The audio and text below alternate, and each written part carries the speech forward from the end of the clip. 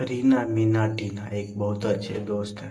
ये तीनों अभी 5 साल के हैं। रीना किसान की बेटी है। बाकी दोनों अमीर खानदान से है। ए रीना, चल खेलते हैं। नहीं नहीं, घर जाके मुझे खेती बाड़ी में पिताजी की मदद करनी है। अरे खेती बाड़ी करने दे अपने बाप को, ये कौन सा मुश्किल काम है। चल ना खेलते हैं, ये तो खेलने की उम्र है। रीना दोनों को बात सुन करके उनके साथ खेलने लगी खेल।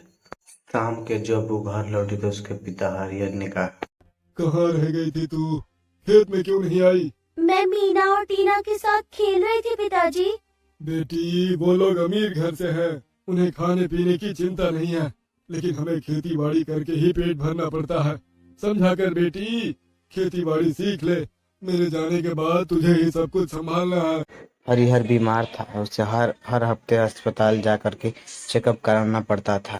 उसमें ढेर खर्चा हो जाता था। तभी एक दिन हरिहर की पत्नी सारला ने हरिहर से कहा, सुनिए जी, सोच रही थी मैं भी कुछ काम कर लूं। काम करोगी?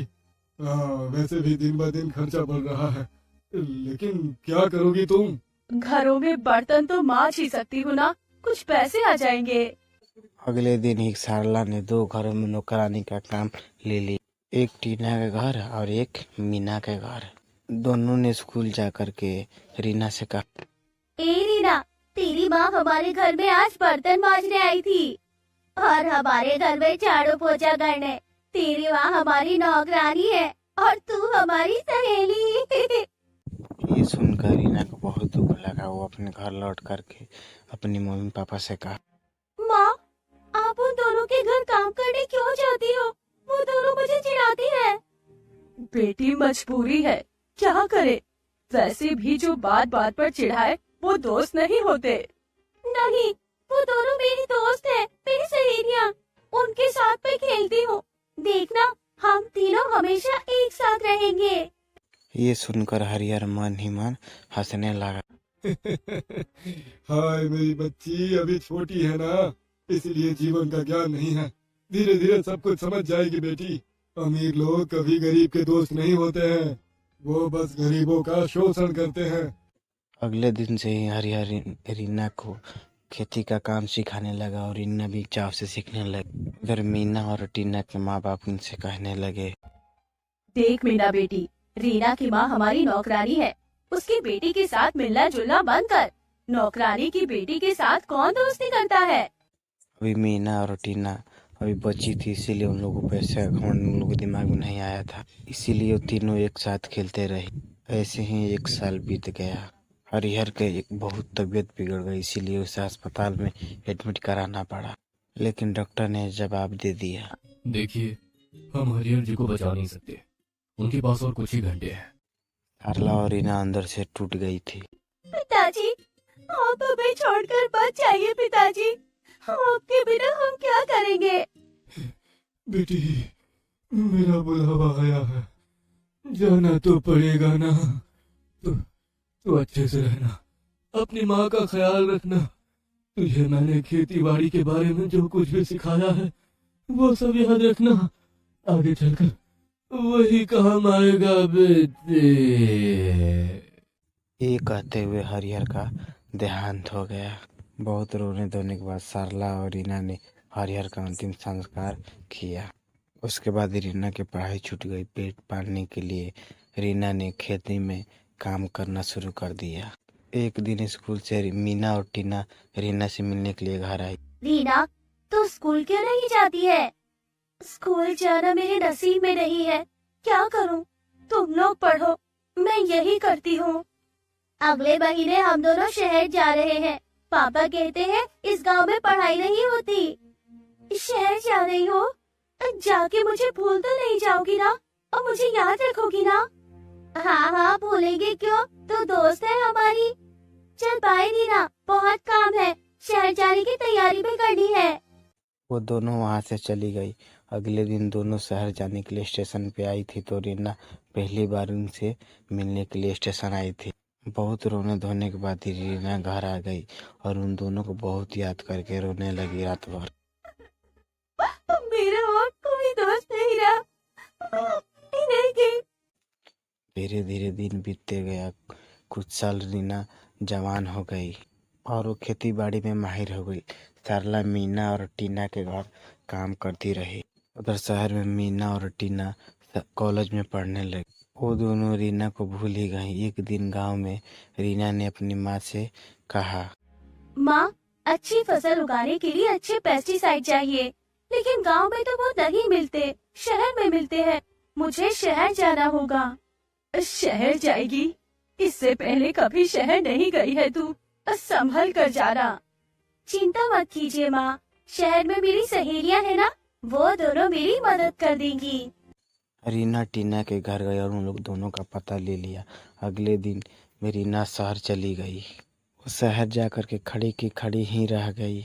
इतने ऊंचे ऊंचे घर और इतनी महंगी महंगी गाड़ियां देखकर वो हैरान रह गई। इतने सारे लोग सभी भाग रहे हैं अपने सपनों के पीछे पीछे।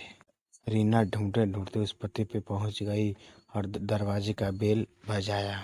वो दोनों मुझे देखकर बहुत खुश होंगी। आखिरकार बचपन की दोस्त है हम। दरवाजे खोल करके टीना और मीना घर से बाहर आई। कौन हो तुम? क्या चाहिए? हमें काम वाली की जरूरत नहीं है, जाओ यहाँ से। नहीं नहीं, मैं वो नहीं हूँ। तो क्या भीख मांगने आई हो? भीख नहीं मिलेगी, चली जाओ यहाँ से। अरे मैं रीना हूँ, रीना, पहचाना नहीं? रीना? रीना कौन? कौन मतलब? मुझे भूल गए तुम लोग? बचपन में एक साथ स्कूल में पढ़ते थे, एक साथ खेलते थे, याद आया? अच्छा अच्छा, रीना, हमारी नौकरानी की बेटी। तो क्या यहाँ भी नौकरानी बनने आई हो क्या? नहीं नहीं, ऐसी बातें क्यों कर रही हो मुझसे? मैं खेती बाड़ी के लिए पेस्टिसाइड खरीदने आई हूँ, लेकिन मुझे यहाँ का कुछ भी नहीं पता। तुम दोनों की मदद चाहिए और मैं एक रात तुम्हारे यहाँ रुकूंगी। मतलब तुम यहाँ नहीं रह सकती? सोसाइटी में हमारी इज्जत है, तुमने खुद का हुलिया देखा है? नौकरानी लगती हो तुम। तुम्हारे साथ एक ही घर में नहीं रह सकते हम। और हमने क्या पेस्टिसाइड का ठेका ले रखा है?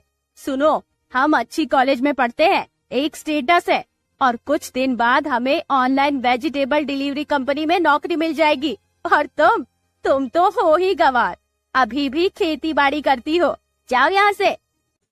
दोनों ने रीना के मुंह पर ही गेट बंद कर दिया और रीना की आंखों से आंसू गिरने लगे। पिताजी सही कहते थे, अमीर कभी गरीब के दोस्त नहीं होते। रोते हुए रीना गांव वापस आ गई। तभी जोर से बारिश शुरू हो गई। सावन का महीना आ गया था। रीना ऑनलाइन पढ़ाई करने लगी। ऑनलाइन पढ़ाई करते करते उसने बहुत कुछ सीख गया था। उधर मीना और टीना को ऑनलाइन डिलीवरी कंपनी में उनका काम मिल गया।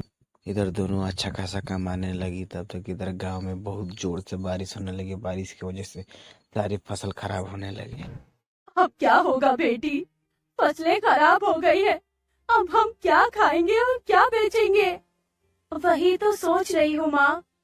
इंटरनेट पे ही पढ़ाई करते करते रीना को ये पता चला कि इस बारिश में ही मशरूम की खेती किया जा सकता है।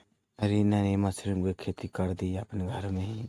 कुछ दिन में ही मशरूम बड़े हो गए और मशरूम के फोटो खींचकर रीना ने इंटरनेट पे डाल दिया। अगले ही दिन उसके मोबाइल पे एक बंदे का शहर से फोन आ गया। उसका नाम था राजीव। हेलो, देखिए मैंने मशरूम की फोटो देखी। यहाँ शहर में मशरूम की बहुत डिमांड है। क्या आप मेरे साथ पार्टनरशिप करना चाहेंगी? हाँ हाँ, क्यों नहीं। दोनों ने पार्टनर बन गया और अच्छे खासा शहर में मशरूम बेच करके पैसा बना लिया रीना ने। बारिश का महीना खत्म हो गया। तभी राजीव ने रीना से कहा, देखिए रीना जी, हमारा कंपनी ऑनलाइन वेजिटेबल डिलीवरी करता है। आप हमें सब्जियां दीजिए, उसके बदले हम आपको अच्छे खासे पैसे देंगे। ठीक है, मैं तो खेती बाड़ी में माहिर हूँ, कभी आइए गांव में। ऐसी बात है तो कल ही आ जाते। राजीव ने अगले दिन ही गांव में आ गया। रीना ने खेती दिखा। वाह, यहाँ खेती बाड़ी करती हैं आप? मैं भी शहर छोड़कर गांव शिफ्ट होना चाहता हूँ। यहाँ एक शांति है और कंपनी का काम तो यहाँ से भी हो सकता है। आप मुझे बहुत पसंद आई हो, शादी करेंगी आप मुझसे? रीना ने शर्मा गया। राजीव उसको पसंद था, इसीलिए उसने हाँ कर दिया। दोनों ने शादी कर लिया। राजीव रीना को लेकर शहर आया और अपने ऑफिस में लेकर के आया। तुम सबको किसी से मिलवाना है। ये रही रीना, मेरी रीना सामने आई तो दिखे कि मीना और टीना उसके सामने खड़ी है। तुम? रीना को देख करके दोनों चौंक गया, जिसे रीना को नौकरानी समझ करके दोनों ने ठुकरा कर भगा दिया था। वहीं एक दिन उसके पास आके खड़ी हो गई। वहीं रीना इन दोनों को मालकिन बन गई आकर। इसी को भाग्य को खेल बोलते हैं। मीना और टीना को अहंकार टूट टूट के चूर हो गया।